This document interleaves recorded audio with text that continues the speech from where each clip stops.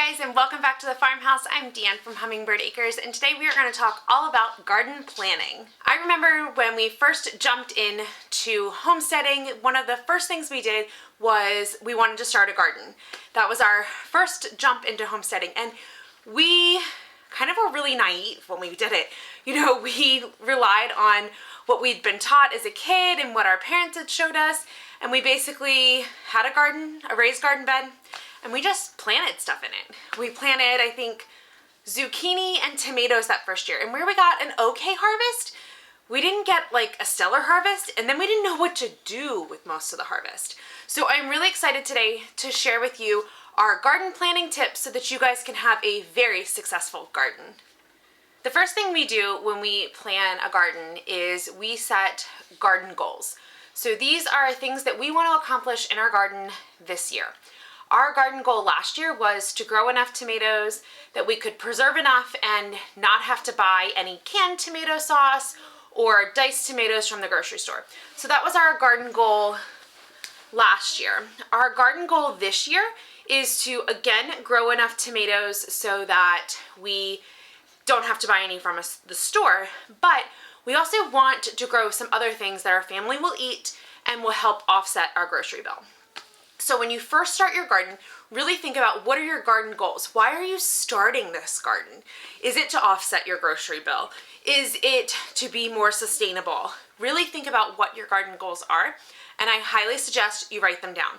That is, the goals are what is going to guide you through the gardening season and really keep you laser focused and keep you in the right mindset as to why you're doing this. So take some time. It might not come to you today, but lock down those garden goals and make sure you write them down. My next tip for you when planning your garden is to make sure that you pay very close attention as to where your garden is located. Most vegetables and fruits and even flowers need full sun in order to grow and produce a fruit. So my suggestion is to do an activity called sun mapping, which helps you map out your yard and figure out the ideal place to put a garden. Now I'm going to go through verbally how we sun map our yard, but if you want to know more about sun mapping, make sure you visit our website. I have a whole article there on exactly how to do it.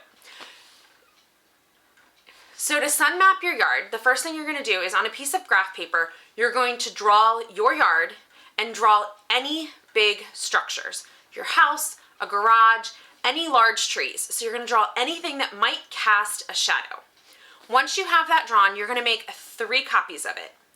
And then you are going to pick a nice bright sunny day, preferably in the spring or in the summer, and you are going to go outside and make some observations. So the first time you're going to go out is about 10 o'clock in the morning, and you are going to walk around your yard and you are going to color on one of your maps any area that is in the shade. So just color that area either gray or black or brown, color it something dark so that you know that area was in the shade. So once you do that at 10, you are going to go out again and do that at 1 o'clock in the afternoon. Go out, color any areas that are in the shade, and then you're going to go out again somewhere between 3 and 4 and again color any areas that are in the shade. Once you have that done, you can lay out all 3 of your maps and you can look at them, and you want to find the area that is in the sun on all 3 maps. That is going to be your ideal place to put your garden. But if that spot is all the way across your yard and you don't have access to water there, then it's not probably going to be the most convenient spot to put your garden. So I also want you to think about access to water and visibility when you're picking the spot for your garden. Access to water, a spigot, a water hydrant, just something that you can get water easily so you're not lugging water a long distance every day to water your garden. And then visibility, you want to be able to see your garden from a window in your house that you look out every day. This is going to keep the garden in the forefront of your mind. It's going to remind you to check on it, and it's also going to remind you to go and harvest all the wonderful fruit that you have grown. So make sure that you take careful time and consideration to plan the perfect spot for your garden in order to have the most success.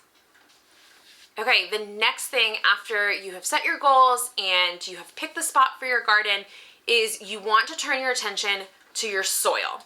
You want to make sure your soil is in top-notch condition so that it can provide all of your plants with enough nutrients to make them flourish for you. So you want to fill your garden bed with a mixture of compost, topsoil, and amendments. You can get a full description on everything that we fill our garden beds with on our website and in our free download, which I will link below for you. But really take some time, research what is the best for your garden, what type of soil you have, what's going to make your soil even better, and then use your time and money wisely to enrich your soil to make it the best that it can be. And like I said, I do have a free download on how to fill your garden bed on any budget. I will link that below for you. It is a great resource if you are starting a new garden or if you are just trying to fill garden beds on the cheap. It's exactly what we do every year, so make sure you check that out. My next tip for you when you are planning a new garden is make sure that you are growing things that your family is going to eat. If you are just growing some off-the-wall stuff that your family won't even touch, what's the point? If they're not going to eat it, it's not going to be very beneficial for you and you're probably going to get very discouraged. So take a look at what you purchase from the store in a week. What vegetables and fruits do you purchase, and then look into growing those vegetables and fruits. Now, not all vegetables can grow in every zone and not all fruits can grow in every zone. So make your list of everything that you eat in a week and then go through and research, does that grow in my zone? Does that grow in my garden, my gardening season? Do some research, and then if it does, that's what you should grow.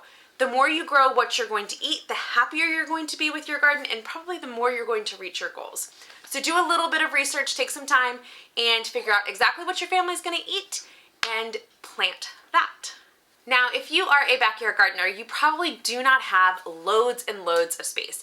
I know that when we started our garden, we had one raised bed, and then we had some containers around our pool area. We really did not have that much space, but we wanted to utilize every square inch of our garden.